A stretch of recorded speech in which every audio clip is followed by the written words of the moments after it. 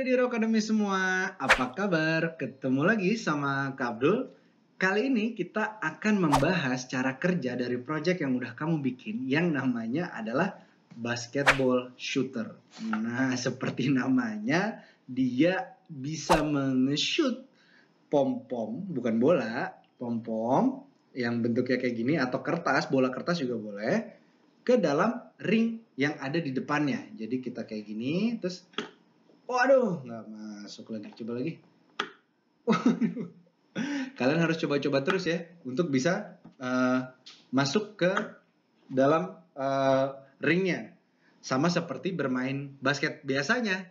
Harus dicoba-coba bagaimana posisi yang pas dan bagaimana cara lempar yang pas untuk bisa memasukkan bola ke dalam pom-pom ke dalam ring yang ada. Nah, ternyata cara kerja dari bermain basket ini banyak hal yang bisa kita pelajarin untuk nanti kita membuat sebuah robot. Karena seperti yang kalian bisa lihat di samping ini sudah ada robot yang diciptakan untuk melempar bola basket dari jarak, dari sudut apapun, lalu dia melempar ke dalam ring dan pastinya masuk. Karena dia sudah menghitung kanan kiri, dia sudah menghitung bagaimana sebuah bola itu bisa masuk ke dalam ring basketnya. Nah, teorinya, ini yang dia lakukan nih oleh si robot ini, dia mencoba membuat, jadi kalau misalnya ini adalah ring yang ada ininya ya, ringnya gitu. Lalu jika kamu melempar sesuatu, jadi misalnya di sini si pelemparnya atau si robotnya atau yang ininya shooternya, lalu dia melempar, maka dia harus dalam jarak. Nah, ini namanya derajat. Derajat itu jadi kalau kamu lempar sesuatu, derajat itu kemiringan. Jadi kalau misalnya kamu pernah lihat yang namanya busur yang seperti ini. Nah, busur itu ada derajatnya. Jadi dia kan begini setengah lingkaran. Dari 0 derajat sampai 180 derajat, di mana tengah-tengahnya itu adalah 90 derajat yang tegak lurus.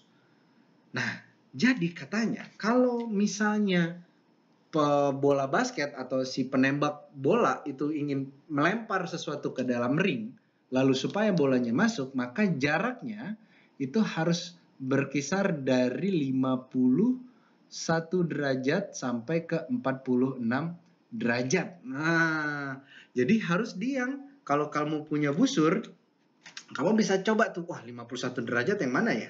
46 derajat. Jadi dari jarak itu adalah jarak yang paling pas untuk melempar sebuah bola itu terlempar untuk bisa masuk ke dalam ring basket. Seperti si robot yang ada di samping ini lakukan. Nah, derajat tadi itu kita namakan sebagai launch angle atau derajat pelemparan. Jadi jika kamu ingin membuat sesuatu yang mampu melemparkan sesuatu atau menembakkan sesuatu, maka kamu harus memastikan berapa launch angle-nya atau berapa derajatnya. Mau seberapa miring. Jadi kalau kayak gini sekarang, kalau kamu bisa coba-coba beberapa kali. Jadi kalau misalnya kamu segini dong, nah itu derajatnya sampai mana? Kalau misalnya tekan lagi sampai jauh, nah itu derajatnya sampai mana? Itu kamu bisa terus coba-coba untuk kamu menilai berapakah kemiringan yang paling pas dan kekuatan yang paling pas untuk bisa memasukkan bola ini, pom-pom ini ke dalam ring basketnya. Nah, sekarang kita akan belajar pergerakan dari sebuah pom-pom atau bola kertas atau bola basket. Sebuah pom-pom ini, jadi kalau pom-pom ini dilempar, dia itu mengalami 4 buah gaya. Jadi mengalami ada 4 buah gaya untuk yang menentukan sebuah pom-pom ini nyampai ke dalam ring atau pokoknya bisa terbang.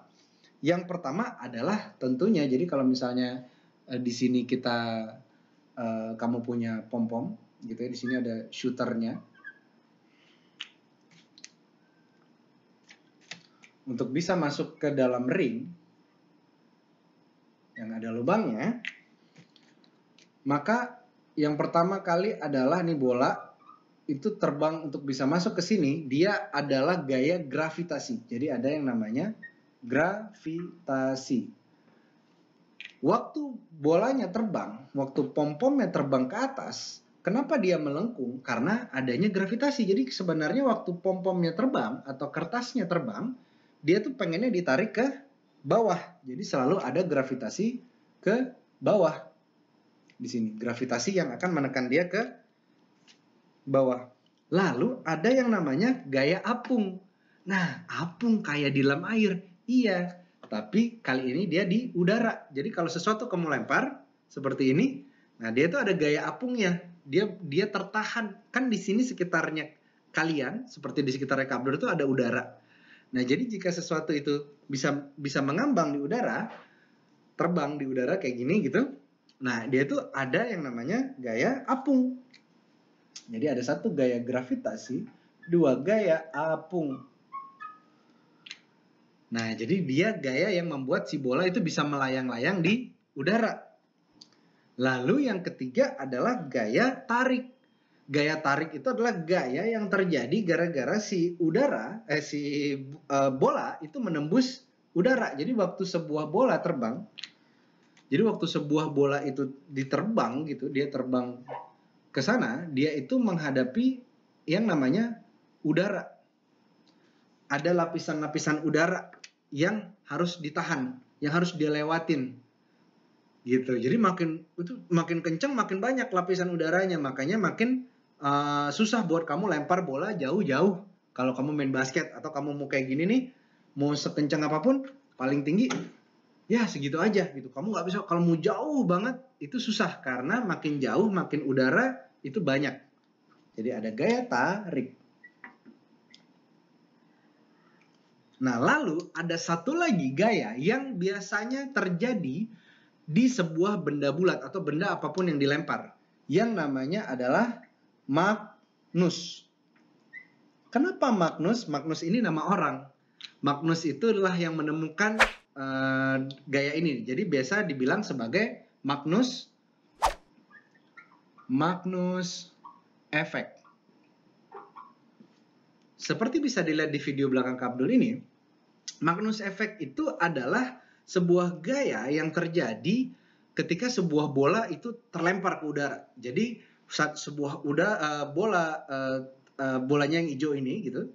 Nah, bolanya terbang, maka dari depan akan ada udara yang putih, kamu bisa dilihat di atas dan di bawahnya si bola.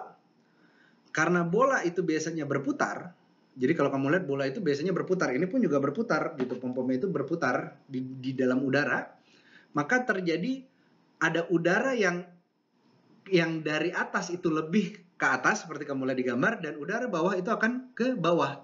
Itulah yang membuat sebuah bola itu selalu terbangnya melengkung kalau di bumi. Jadi kalau di bumi ini dia akan terbang ke bawah lagi. Jadi kalau dia terbangnya begini, itu karena adanya namanya Magnus effect. Jadi Magnus effect ini bisa, kalau di benda bulat itu akan membuat bendanya melengkung seperti parabola. Tapi kalau di benda yang silinder seperti video ini, yang terjadi adalah bukan ke depan tapi malahan ke belakang karena adanya perputaran udara yang menekan si silindernya ke belakang. Jadi nanti kita akan banyak belajar tentang yang namanya Magnus effect dari si basketball shooter ini. Jadi banyak hal yang bisa kamu pelajarin dari gaya gravitasi, apung, gaya tarik, dan Magnus effect untuk membuat sebuah project robot nanti ke depannya. Nah, itu aja pembelajaran kita kali ini tentang basketball shooter. Seperti biasa, kalau ada pertanyaan atau ada hal yang ingin ditanyakan, bisa langsung kamu tanyakan ke tim Diro Academy, atau kamu bisa list dulu pertanyaannya untuk nanti kita bahas bareng-bareng di kelas online yang akan kamu ikutin. Bye, main lagi ya.